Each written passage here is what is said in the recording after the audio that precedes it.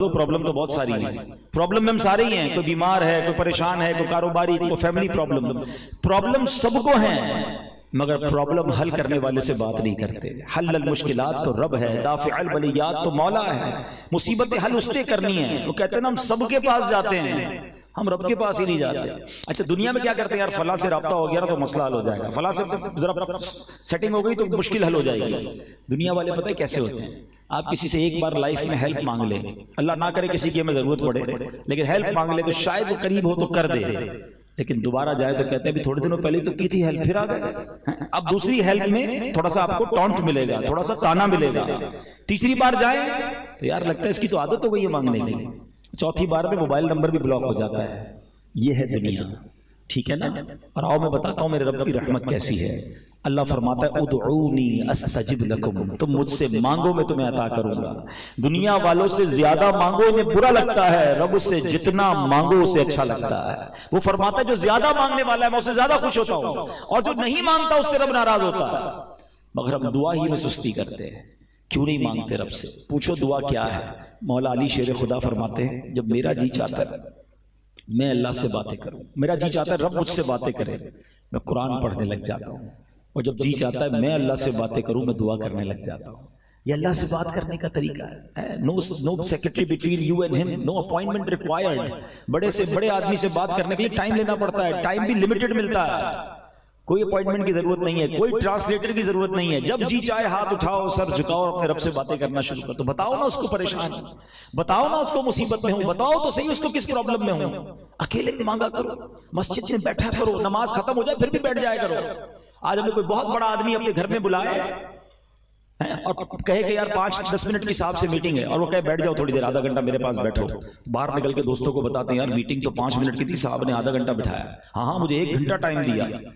دنیا والوں کے پاس گھنٹہ بیٹھو، بڑے آدمی کے پاس تو خوشی ہوتی ہے، اور اللہ کے گھر میں بیٹھنے کا ٹائم ہی نہیں ہے، دعا مانگنے کا ٹائم ہی نہیں ہے۔ سوچئے ہم کیا کر رہے ہیں، اور یہ سوچ لیں کہ نماز پڑھ کر دعا نہ مانگنا یہ اللہ کو سخت ناپسند۔ یہ خاص قبولیت دعا کا وقت ہے، نماز پڑھنے کے بعد، قرآن پڑھنے کے بعد درود، کوئی بھی نیکی کرتے نا، ہر نیکی سے کیا ہوتا ہے، رحمت آپ کی طرف متوجہ ہوتی ہے۔ جب بھی کہتے ہیں کہ کوئی دعا کرنی ہو نا تو پہلے کوئی صدقہ دے کر یہ 2 رکعت صلاۃ الحاجات پڑھ کے دعا کرو، جیسے ہی آپ کوئی نیکی کرتے رحمت الہی متوجہ ہو جاتی ہے۔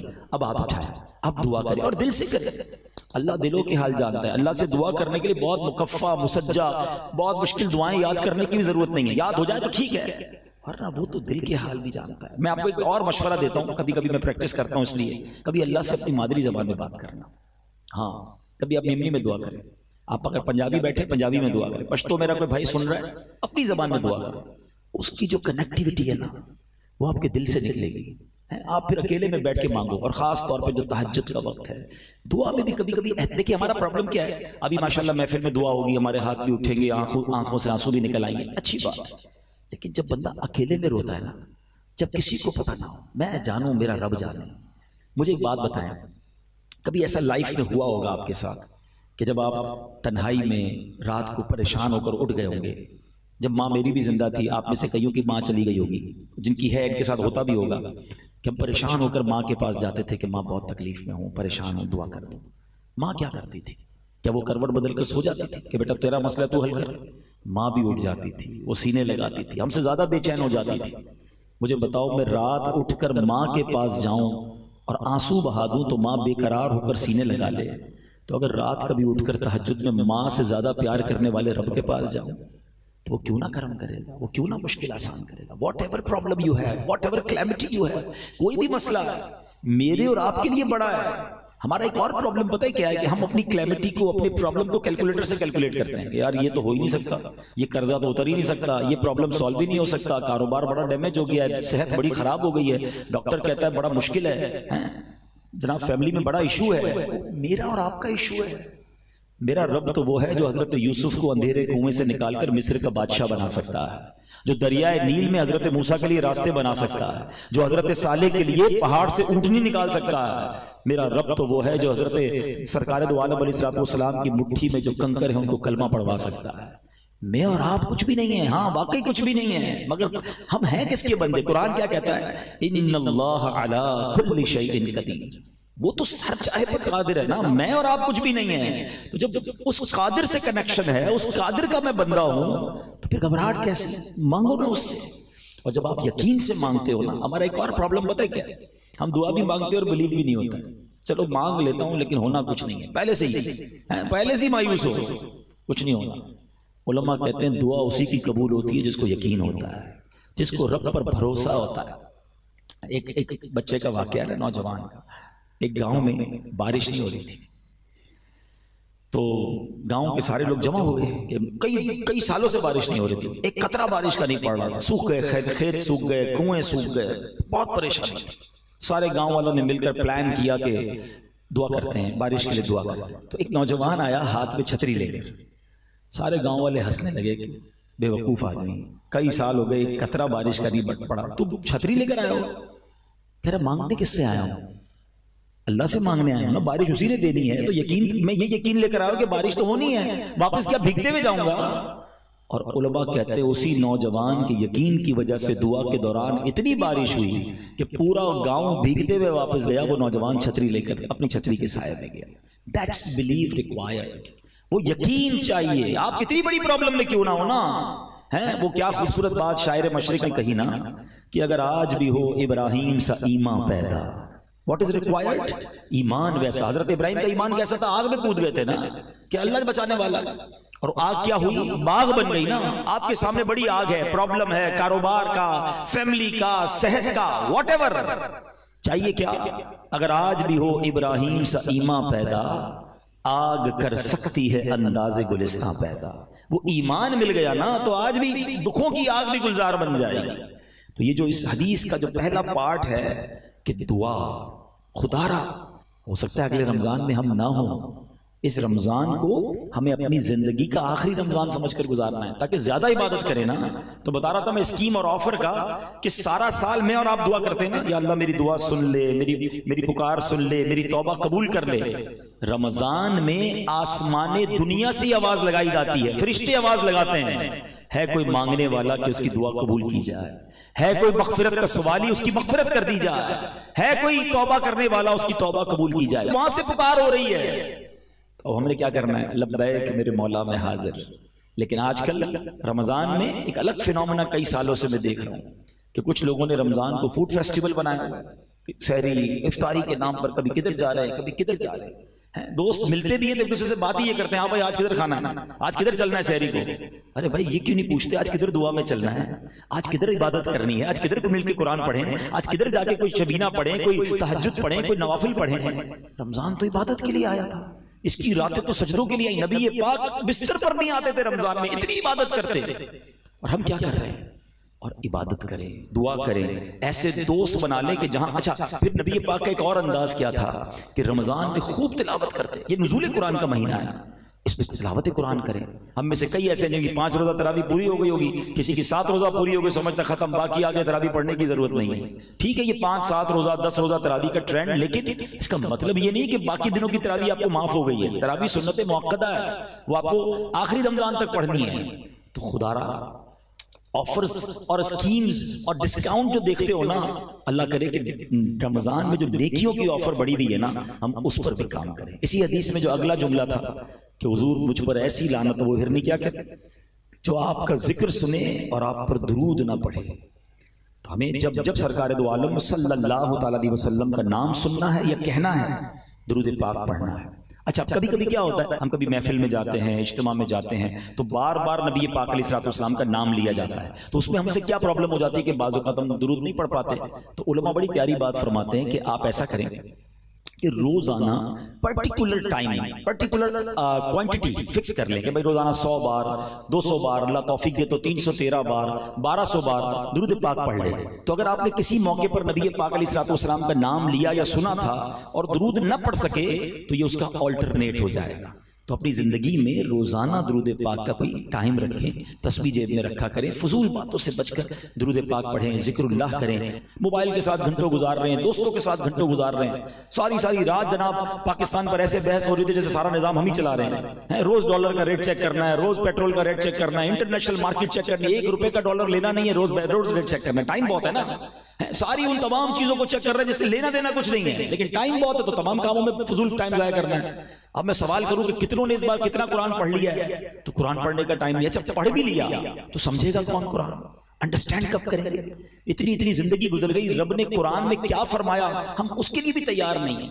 خدا را ایسا نہ کرے۔ حدیث پاک میں آتا ہے وہ دل ویران ہے جس میں کچھ قرآن نہیں ہے۔ چیک کرو نا میرے دل میں کتنا قرآن ہے۔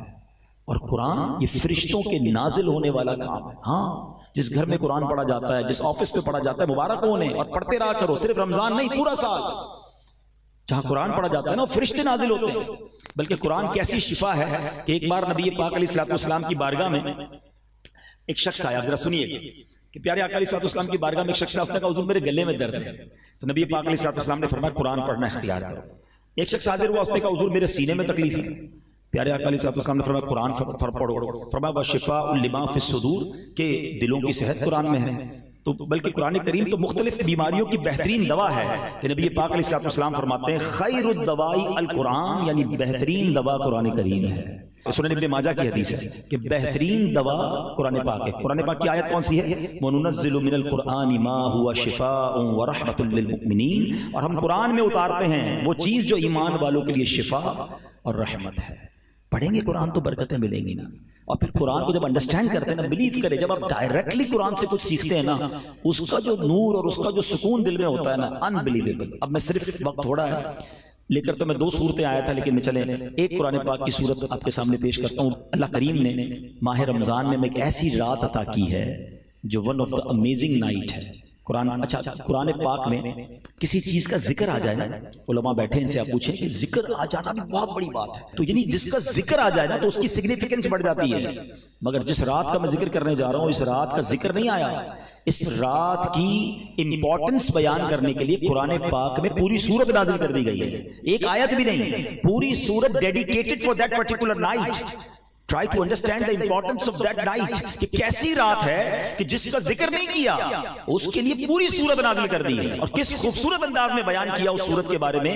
اللہ قرآن میں فرماتا ہے بسم اللہ الرحمن الرحیم انا انزلناہ فی لیلۃ القدر وما ادراک ما لیلۃ القدر لیلۃ القدر خیر من الف شہر تنزل الملائکۃ والروح فیہا باذن ربہم من کل امر سلام ہی حتی مطلع الفجر۔ ودن اے منٹ تلاوت پوری ہو جاتی ہے، مگر اس کی امپورٹنس، اس کی جو اندر کی ایسنس ہے، کبھی ہم نے اس کو لینے کی کوشش کی؟ آئیے پہلے ذرا تھوڑا سا اس کا ترجمہ سنتے ہیں، پھر اس قرآن پاک کی سورت کا شان نزول آپ کو بیان کروں گا، ایمان تازہ ہو جائے گا۔ اب اس میں اللہ فرماتا ہے بے شک ہم نے اسے شب قدر میں اتارا، انا انزلناہ فی لیلۃ القدر۔ قرآن شب قدر میں نازل ہوا ہے۔ اب یہاں ایک بعض اوقات ذہن میں سوال آتا ہے کہ قرآن تو جبریل امین لے کر آتے تھے نبی پاک کے پاس، وہی لے کر کبھی باری باری آتے تھے، تو شب قدر میں کیسے نازل ہوا؟ تو اس کی ڈفرینشیٹ، اس کو تطبیق علماء نے یہ کیا کہ شب قدر میں اللہ کریم نے لوح محفوظ سے یہ قرآن آسمان دنیا پر نازل کر دیا، اور پھر آسمان دنیا سے 23 سال کے عرصے میں پیارے آقا کی عمر مبارک 63 سال، اور 40 سال کی عمر میں پہلی ملاقات ہوئی تھی حضرت جبرائیل سے غار حرا میں، پہلی وہی آئی تھی نا۔ تو یہ 23 ایئرز کے اندر بتدریج پارشلی قرآن جبریل امین لے کر نبی پاک کے دل اقدس پر لے کر آئے، مگر شب قدر جو ہے یہ قرآن لوح محفوظ سے آسمان دنیا پر نازل کر دیا گیا۔ اچھا اب قرآن آگے فرماتا ہے وما ادراک ما لیلۃ القدر، تم نے کیا جانا لیلۃ القدر کیا؟ یہ بڑی عجیب سی بات ہے، دیکھا جائے تو قرآن ہم سے کیوں پوچھ رہا ہے؟ اے اللہ کے کلام، ہم سے سوال کیا جا رہا ہے کہ تم نے کیا جانا لیلۃ القدر کیا؟ علماء بڑی پیاری بات فرماتے ہیں کہ قرآن کا اسلوب ہے، قرآن کا ایک خوبصورت اسٹائل ہے کہ whenever Quran try to emphasize something اور try to explain something big، کوئی بڑی بات جب قرآن نے کرنی ہوتی ہے نا، جب اللہ کا کلام ہماری توجہ چاہتا ہے تو اللہ قرآن ہی میں سوال فرماتا ہے وما ادراک ما لیلۃ القدر۔ آپ نے القارعۃ مل قارعہ وما ادراک مل قارعہ، یہ اور 2-3 جگہ پر بھی موجود ہے کہ قرآن خود پوچھتا ہے کہ بتاؤ یہ کیا ہے، پھر سبحان اللہ اگلی آیت میں قرآن خود ہی جواب دیتا ہے وما ادراک ما لیلۃ القدر، تم نے کیا جانا لیلۃ القدر کیا؟ اب سنو اگلی آیت میں فرماتا ہے رب لیلۃ القدر خیر من الف شہر، لیلۃ القدر 1000 مہینوں سے بہتر ہے۔ اب یہاں بھی ایک سوال ذہن میں پیدا ہوتا ہے کہ 1000 مہینے جو ہیں یہ ہمارے حساب سے کوئی پرٹیکولر گنتی نہیں بنتی ہے، 83 سال اور 4 مہینے بنتے ہیں، 100 سال بتا دیے جاتے، 80 سال بتا دیے جاتے ہیں، ایگزیکٹلی 1000 مہینوں کی بات کیوں ہوئی ہے؟ سبحان اللہ. جبھی تو کہتے قرآن پڑھو اور اس کے پس منظر اس کی تفسیر میں پتہ ہونی چاہیے. آپ سنیے، ہوا یہ تھا کہ نبی پاک علیہ السلام، اس کے بہت سارے شان نزول علماء نے بیان کی. بہت خوبصورت واقعہ شان نزول میں ملتا ہے کہ نبی پاک علیہ السلام نے ایک بار صحابہ کرام علیہ رضوان کے سامنے ایک بہت خوبصورت واقعہ بیان کیا. بنی اسرائیل کا ایک بزرگ تھے جن کا نام تھا حضرت شمعون رضی اللہ تعالیٰ. پیارے آقا علیہ السلام نے فرمایا کہ حضرت شمعون، میں حدیث کا خلاصہ پیش کرتا ہوں کہ ایک ایسے بزرگ تھے جنہوں نے 1000 مہینوں تک کیسے عبادت کی کہ دن کو روزے رکھے، رات قیام میں گزاری اور اللہ کی راہ میں جہاد بھی کرتے تھے اور بڑے اسٹرانگ تھے، ویری ٹو مچ پاورفل. اچھا، اب ان کی جو دشمن تھے نا وہ پریشان ہو جاتے تھے. جو کفار تھے وہ لڑتے تھے، سب کو گرا دیتے تھے. اب کوئی چال چلتی نہیں تھی ان کی. تو ان ظالموں نے کیا کیا، آپ کی بیوی کو لالچ دے کر پیسوں کا لالچ دیا کہ کسی طرح ہمیں یہ گرفتار کروانے میں مدد کرو. بیوی لالچ میں آ گئی. اس مکار عورت نے کیا کیا، اپنے شوہر کو حضرت شمعون کو رات کو رسی سے باندھ دیا کہ صبح اٹھیں گے تو میں کافروں کو بلا کر حوالے کر دوں گی. اب جب رسیوں سے باندھا اور وہ لوگ آنے سے پہلے حضرت شمعون کی آنکھ کھلی، انہوں نے اپنے آپ کو رسیوں میں بندھا دیکھا تو ہاتھ ہلایا تو رسیاں ٹوٹ گئیں. فرمایا اللہ نے تو مجھے بہت طاقت دی ہے، رسیاں کیا میرا بگاڑیں گے؟ کہتی نہیں حضرت، میں تو آپ کی طاقت چیک کر رہی تھی. ٹھیک ہے. دوسرے دن اس عورت نے رات کو زنجیروں سے باندھ دیا کہ اب کیسے نکلیں گے. آپ صبح اٹھے، ہاتھ ہلایا تو زنجیریں ٹوٹ گئیں. عورت کہتی میں تو آپ کی طاقت چیک کر رہی تھی. آپ نے کہا مجھے اللہ نے بڑی طاقت دی ہے سوائے میرے بالوں کے. اب یہاں اس حضرت شمعون کی زبان سے یہ نکل گیا، پہلے کی جو شریعت تھی نا اس میں بڑے بال رکھنے کی مردوں کو اجازت تھی. ہم نبی پاک کے امتی ہیں، ہماری شریعت میں مرد کو کندھے سے نیچے بال رکھنا حرام ہے، یاد رکھیے گا. اور عورتوں کو کاندھے سے اوپر بال رکھنا حرام ہے. یا الٹا ہو گیا ہے، مرد کے بال اتنے بڑے بڑے ہونے لگ گئے، پونیاں باندھتے ہیں مرد، اور عورتیں اتنے چھوٹے بال کرا رہی ہیں کہ جناب پتہ ہی نہیں چلتا. کبھی کبھی تو کوئی بندہ جا رہا ہو اتنے بڑے بال ہوتے لگتا ہے کوئی خاتون جا رہی ہے، اور جب پیچھے مڑ کے دیکھتے پتہ نہیں آ رہی تو مرد ہی ہے. تو کیوں کرتے ہیں ایسا؟ مسلمان ہیں، ہماری کوئی پہچان ہے اور جو شریعت کا حکم ہے اس پر عمل کریں. بہرحال حضرت شمعون کو اس عورت نے رات کو انہی کے بالوں سے باندھ دیا. اب آپ صبح اٹھے تو اپنے آپ کو چھڑا نہیں سکے. اب ان ظالموں نے کیا کیا کہ آپ کو بڑی بے دردی سے شہید کیا، آپ کو کاٹا، آپ کے ٹکڑے ٹکڑے کیے. اب جب آپ کو شہید کیا نا تو اللہ کی غضب کی ایسی بجلی نازل ہوئی کہ جتنے یہ قتل کرنے والے تھے یہ سب کے سب ان کی بیوی سمیت سب راکھ ہو گئے. اچھا، اب یہ واقعہ نبی پاک علیہ السلام نے صحابہ کے سامنے سنا، میں نے بھی آپ کے سامنے سنایا. آپ کے ذہنوں میں کیا بات آ رہی ہے؟ ہمارے ذہنوں میں کیا بات آتی ہے؟ یار یہ بزرگ کتنے بڑے بزرگ تھے، کتنی محنت کی اور کیسے ظلم کے ساتھ شہید ہوئے. واقعی یہ تو ہے، مگر صحابہ کرام کا سوچنے کا انداز ہی نرالا تھا. کیا خوبصورت مائنڈ سیٹ تھا. کہتے ہیں حضور یہ پچھلی قوم کے لوگ تو ہم سے آگے بڑھ گئے. 83 ایئرز اور 4 مہینے تو روزے رکھے انہوں نے، رات عبادت کی، جہاد بھی کیا، شہید بھی ہو گئے. ان کی عمریں اتنی بڑی تھی، یہ تو ہم سے آگے بڑھ گئے اور ہم تو اتنی عمر ہی نہیں ہماری، ہم تو پیچھے رہ جائیں گے. ان کی نیکی ہم سے زیادہ ہیں. یہ ہے مائنڈ سیٹ صحابہ کرام کا. ہم جنرل سوسائٹی میں آئے تو ہمیں لگتا ہے میں تو پیچھے رہ گیا، جنرل سوسائٹی میں تو میرا گھر ہی نہیں ہے، میں تو فلیٹ میں رہتا ہوں. اپنی گاڑی کے ساتھ کوئی بڑی گاڑی لگ جائے تو لگتا ہے میری گاڑی چھوٹی. یہ اصل گاڑی تو یہ ہے. کسی کی گھڑی دیکھے تو پریشان، کسی کا موبائل دیکھے تو پریشان، کسی کی فیکٹری دیکھے تو پریشان. ہم اسی میں مر گئے. کسی کے گھر دعوت میں جاؤ تو ہمارے گھر میں جھگڑا شروع ہو جاتا ہے. کیوں بھائی؟ اس کا ڈرائنگ روم میں دیکھا کیسے صوفے لگے تھے، تم تو لگاتے ہی نہیں ایسے صوفے. دیکھو بچے کی شادی میں کتنا بڑا فنکشن کیا، تم تو کرتے ہی نہیں ہو. بندہ بولے میں گھر دعوت میں لے کر گیا، گھر جھگڑا میرے گھر میں شروع ہو گیا. اس چکر میں رہیں گے تو کبھی بھی خوش نہیں ہوں گے. کیا خوبصورت مائنڈ سیٹ تھا صحابہ کا کہ حضور نیکیوں میں آگے بڑھ گئے. ایسا یہ تو اور واقعہ آپ کو سناتا ہوں. اللہ کرے گی کمپٹیشن کرنا ہے نا، آؤ کرتے ہیں نا، نیکیوں میں کرو نا.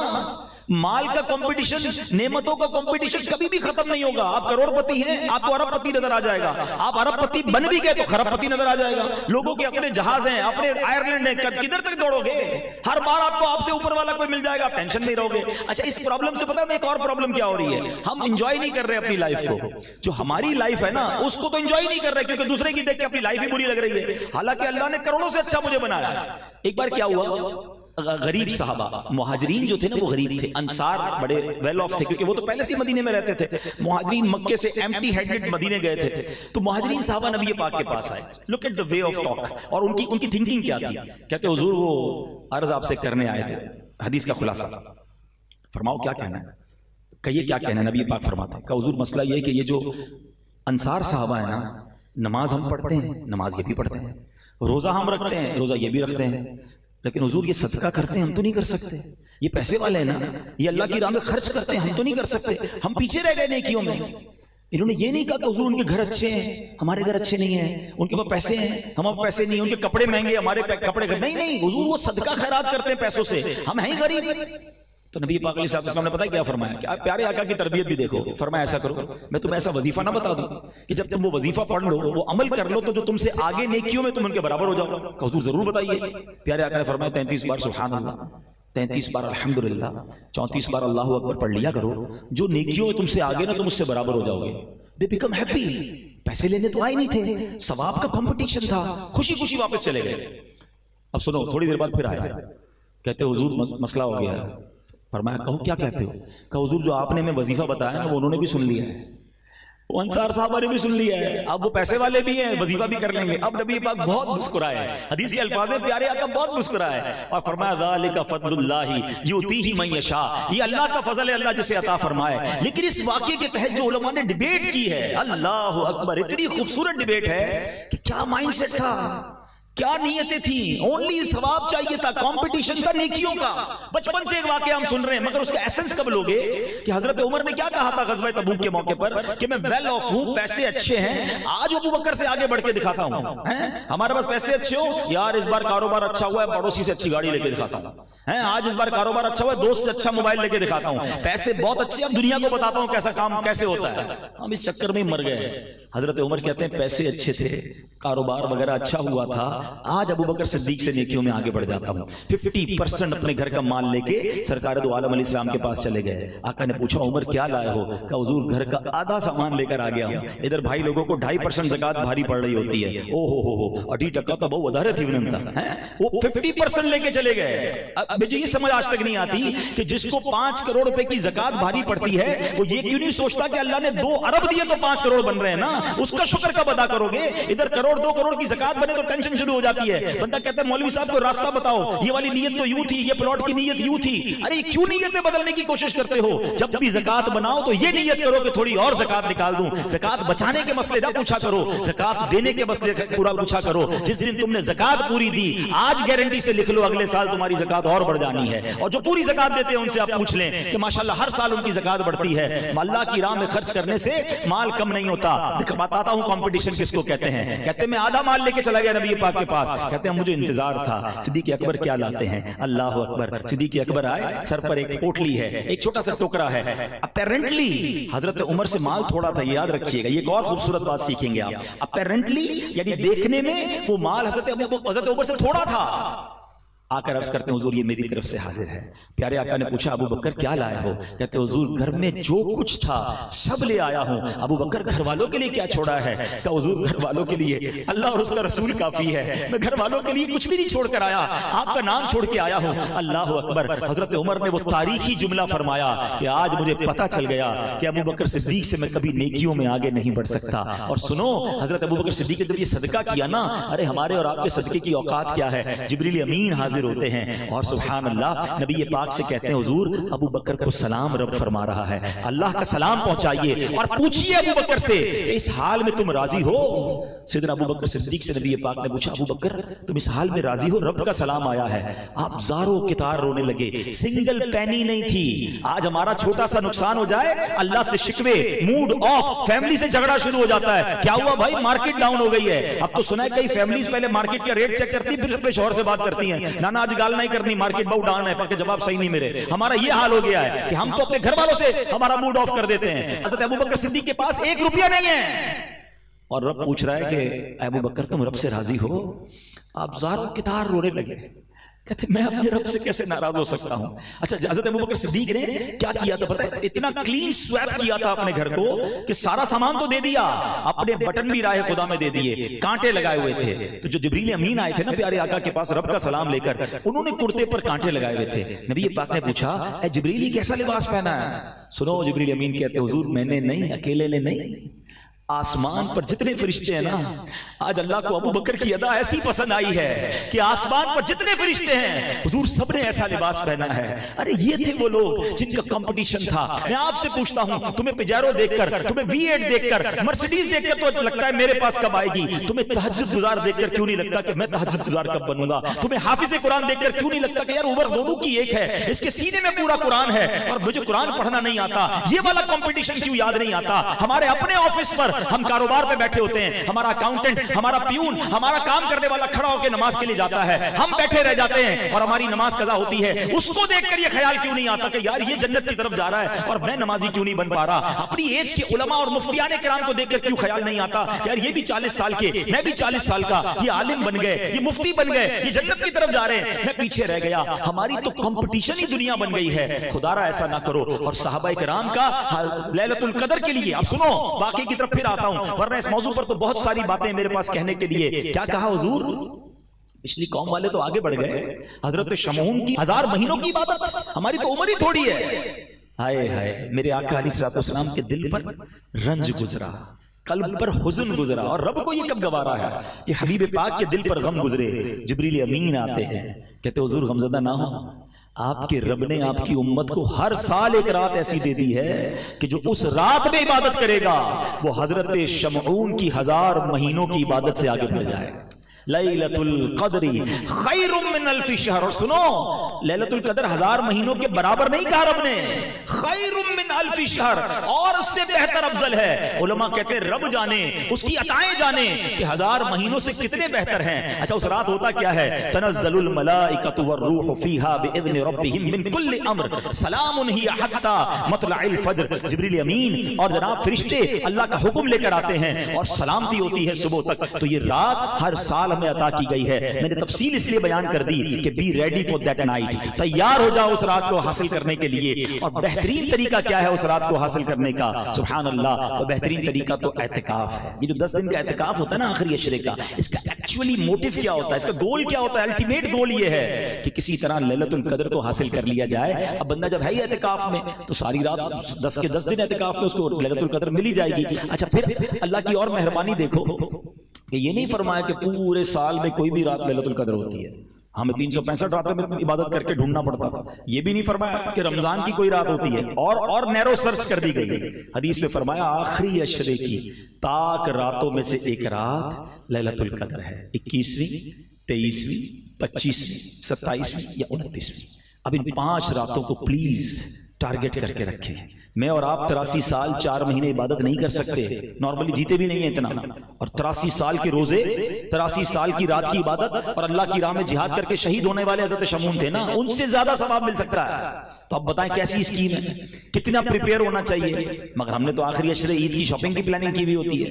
تو یہاں میں یہ مشورہ دوں گا اگر ہو سکے تو اعتکاف میں بیٹھیں. لیکن اب اعتکاف میں بھی ایک نیا ٹرینڈ شروع ہو گیا ہے، یہ اسمارٹ فون ساتھ جاتا ہے اعتکاف میں، 4 دوست بھی ساتھ جاتے ہیں تو پتہ چلا بیٹھے تو اعتکاف میں الٹا اور فضول باتیں کر کے گناہ لے کر آ رہے ہیں. یاد رکھیے گا مسجد میں جب بھی جائیں نا فضول باتوں سے بچنا ہے.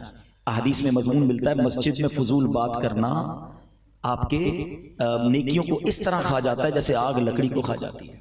فرمایا مسجد میں کہہ کہا قبر میں اندھیرا لاتا ہے. تو نہ ہنسنا ہے نہ مسجد میں فضول باتیں کرنی. اب آتے ہیں کہ لیلۃ القدر کی رات جبریل امین زمین پر تشریف لاتے ہیں فرشتوں کے ساتھ اور عبادت کرنے والوں سے مصافحہ کرتے ہیں.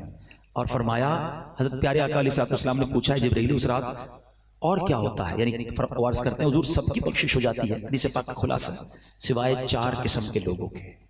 اب آپ سوچیں کہ لیلۃ القدر بھی کچھ لوگ ایسے ہوں گے جن کی بخشش نہیں ہوگی. وہ کون 4 ہیں؟ فرمایا شراب کا عادی، ماں باپ کا نافرمان، رشتے داری کاٹنے والا اور عداوت رکھنے والا، مسلمانوں کے درمیان دوریاں کرنے والا، ایک دوسرے کے ساتھ تعلق ختم کرنے والا. ٹرائی ٹو انڈرسٹینڈ، ایسی مبارک رات بھی یہ 4 قسم کے لوگ نہیں بخشے جائیں گے.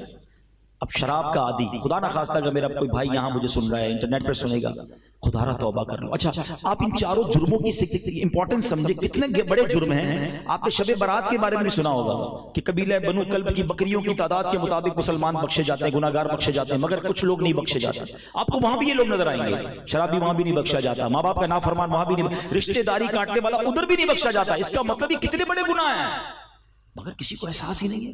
اب تو سنا ہے شادیوں میں کولڈ ڈرنک کی طرح شراب پی جاتی ہے. اچھا شراب پیتے نہیں ہے تو کہتے ہیں میں تو بیٹھتا ہوں دوستوں کے ساتھ، کمپنی دیتا ہوں. آپ کو پتا ہے میرے آقا علیہ الصلوۃ والسلام نے 10 قسم کے لوگوں پر لعنت ایک ہی حدیث میں فرمائی ہے. مفتی صاحب بیٹھے، شراب پینے والا، پلانے والا، اٹھانے والا، بیچنے والا، لانے والا، یعنی ہر کیٹیگری پر لعنت فرما دی. اور ہم کہتے ہیں میں بیٹھتا ہوں، ادھر بیٹھتے جدھر رب کی لعنت برس رہی ہے. ذرا سوچے نا ہم کیسی گیدرنگ میں بیٹھتے ہیں. یہ جتنے شرابی، جواری، چور، اچکے، غلط کام کرنے والے جتنے آپ کو مل جائیں پوچھ لو ان سے یہ عادت کدھر سے ملی ہے. گھر والے تھوڑی سکھاتے ہیں. یہ وہی گیدرنگ ہے جو شرابی بناتی ہے، جو نشئی بناتی ہے، جو چور بناتی ہے، جو غلط کاموں کی طرف لے جاتی ہے. سارے کام نارملی بری دوستوں سے ملتے ہیں، مگر ہم کہتے ہیں نہیں میں بہت پکا ہوں، آؤ تو خالی یہاں تو میں تو صرف کمپنی دیتا ہوں. مجھے بتاؤ نا کبھی ایک فرسٹ گراؤنڈ فلور پر آگ لگ جائے تو فرسٹ فلور پہ کوئی رہتا ہے؟ بلڈنگ فوراً خالی کرتے ہیں کہ نہیں یار یہ آگ اوپر بھی آ جائے گی. جہاں لعنت برس رہی ہے، جہاں رب ناراض ہو رہا ہے، ان کے ساتھ بیٹھے ہوئے. Please try to change your company. میں آپ کو ایک اور بات بتاتا ہوں، یہ ہمارا سالانہ مسئلہ ہے. ہر سال تقریباً مسجد میں نماز پڑھنے لوگ لگ جاتے ہیں. ہر سال کیا ہوتا ہے ہمیں کہ رمضان کے بعد نماز نہیں پڑھتے. اچھا ہر سال وعدہ کرتے ہیں کہ یار اب میں پکا نمازی بنوں گا، اب توبہ کروں گا. 27 رمضان کو رو رو کے دعا کرتے ہیں. پھر پہلی چاند رات کو کیا ہوتا ہے؟ صرف ایک پرابلم ہے کہ آپ انہی دوستوں کے ساتھ دوستی لگاتے ہیں کہ رمضان کے بعد ہم ٹوپی لگائے نا تو لوگ خیر تو ہے مولوی ہو گیا کیا، پڑھ لی نا رمضان میں جتنی پڑھنی تھی، اب جمعہ پڑھ لینا. اب وہ دوست ٹونٹ کرتے ہیں. رمضان کے بعد اگر ہمارے اندر کوئی چینجنگ آئے نا دینی تو جانا اسی رات کو بیٹھنا انہی کے ساتھ ہے. تو وہ ہمیں اتنا ٹونٹ کرتے ہیں کہ ہم نیک نہیں بن پاتے. اگر واقعی آپ نے نیک بننا ہے نا you have to change your good company. آپ کو اچھی کمپنی کی طرف آنا ہوگا، بیڈ کمپنی سے نکلنا ہوگا. تو دوبارہ آتا ہوں میں. تو یہ ہو گیا شراب کا عادی. دوسرا ماں باپ کا نافرمان. خدا را اپنے ماں باپ کو مت ستانا. ماں باپ راضی تو رب راضی. جس کے پاس ماں باپ ہے نا قدر کر لو. پوچھو ان سے جن کے ماں باپ چلے گئے. خدا کی قسم رمضان میں بہت یاد آتے ہیں. اپنے ماں باپ کی قدر کیجیے، خوب دعائیں لیجیے. ماں باپ راضی ہو گئے نا تو انشاءاللہ خیر ہو جائے گی. اور تیسرے نمبر پر فرمایا رشتہ داری کاٹنے والا.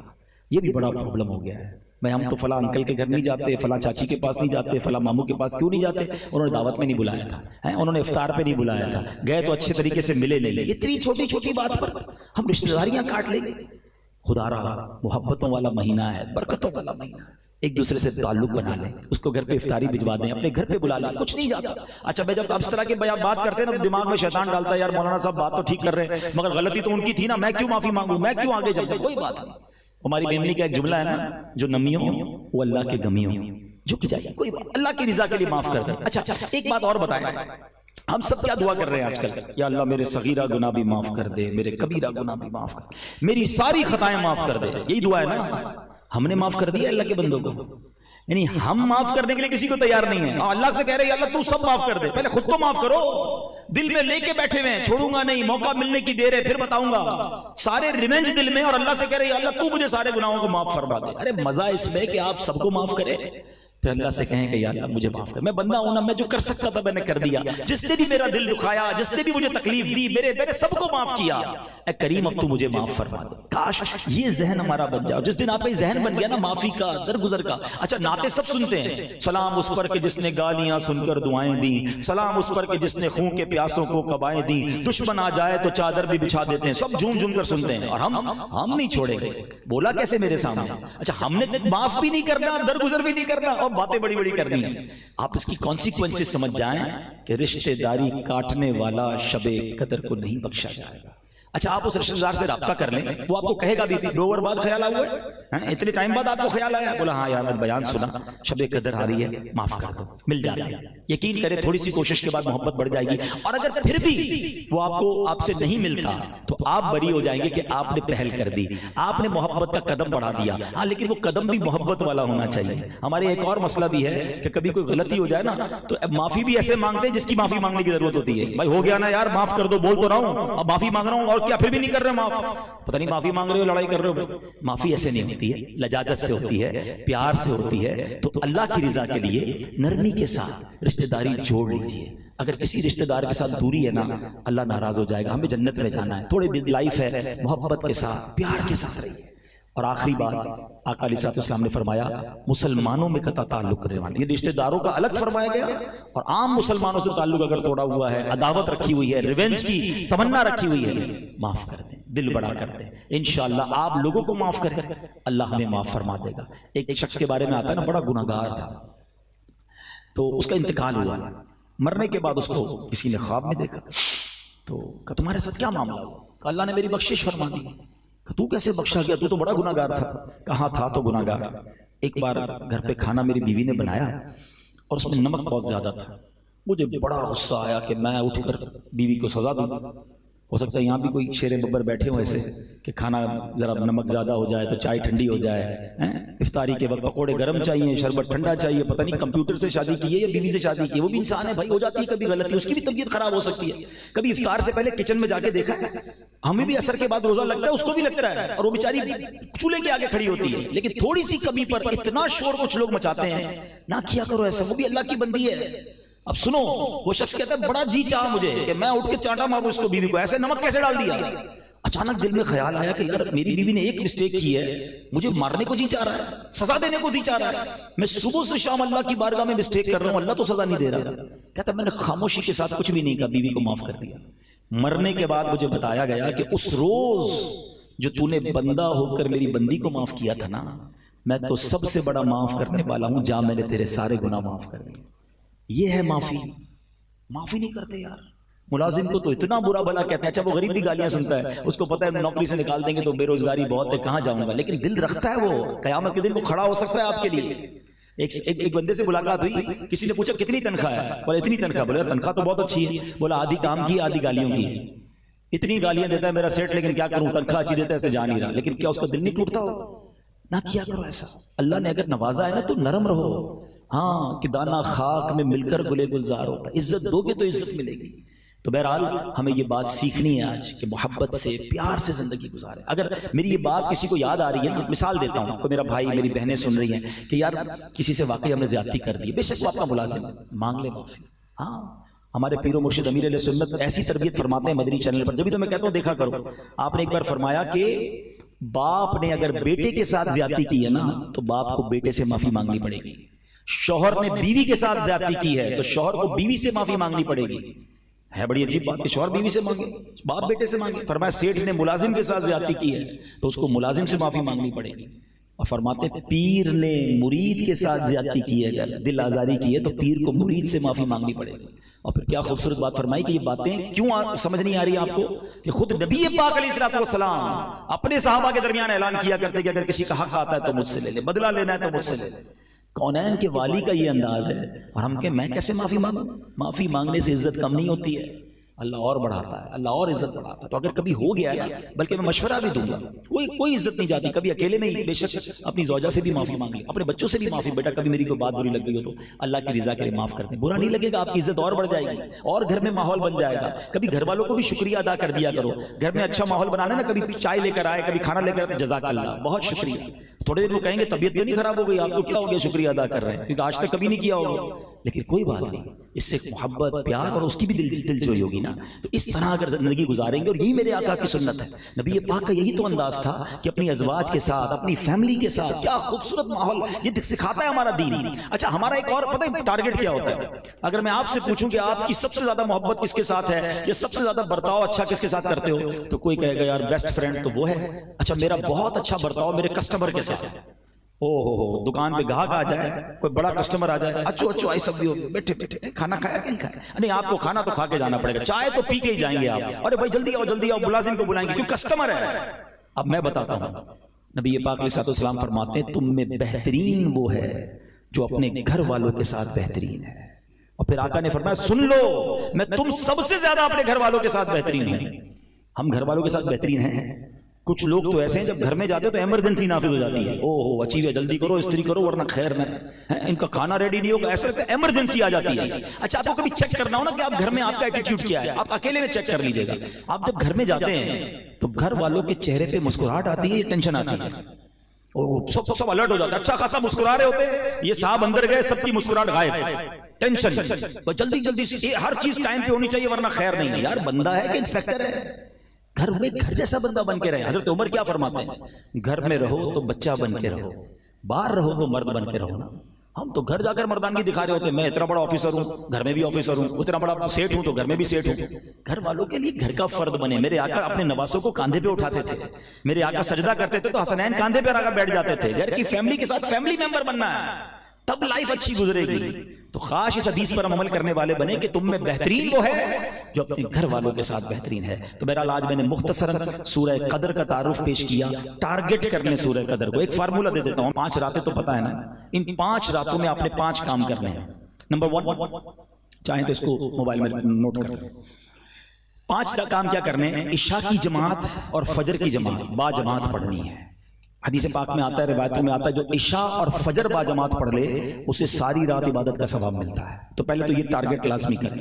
سیکنڈ, اللہ پاک توفیق دے, تراویح تو پڑھنی ہے, اس رات میں صلاۃ التسبیح پڑھ لیں. صلاۃ التسبیح پڑھ لیں یا کم از کم 12 نوافل پڑھ لیں. یعنی ہم ورائٹی آف عبادت کریں گے. پھر اس رات سورہ ملک پڑھیں اور اللہ توفیق دے تو 1 پارہ, زیادہ پڑھ سکے تو 2 پارے تلاوت کر لیں. نمبر 4, اس رات جو ہے اگر ماں باپ حیات ہیں تو ان کی دستبوسی کر کے ان سے دعائیں لے لیں, ماں باپ کی خدمت کا ثواب کما لیں. ماں باپ چلے گئے تو ان کی قبر پر چلے جائیں. اور نمبر 5, اس رات کچھ نہ کچھ چیریٹی کریں. اگر پیسے کم ہیں 100 روپے کے 5 لفافے بنا لیں. 5 راتیں ہیں, اللہ نے اور دی 1000 کے بنا لیں, 10 ہزار کے بنا لیں, جیب میں رکھ لیں. کسی بھی غریب کو کسی بھی اچھے کام میں آپ اس 5 راتوں میں دیں. اب ہوگا کیا, ان 5 میں سے جو بھی رات لیلۃ القدر ہوئی نا, ملٹی پلائی بائی 1000 مہینے ہر نیکی کا ثواب مل جائے گا. لیلۃ القدر خیر من الف شہر. پلان کر کے, ٹارگٹ کر کے, کوئی کھانا پینا نہیں اس رات. دوستوں کو کہہ دو, کبھی کبھی سیزن ہوتا ہے کنٹینر لگے ہوئے ہوتے ہیں فیکٹری میں, تو کیا کہتے ہو, نہیں بھائی آج نہیں آ سکتا, میرا کنٹینر جا رہا ہے, میرا بہت بڑی اہم میٹنگ ہے, 10-12 دن بہت کام ہے, بعد میں کھا پی لیں گے, بعد میں گھوم لیں گے. فیملی کو ٹائم نہیں دیتے جب سیزن آتا ہے.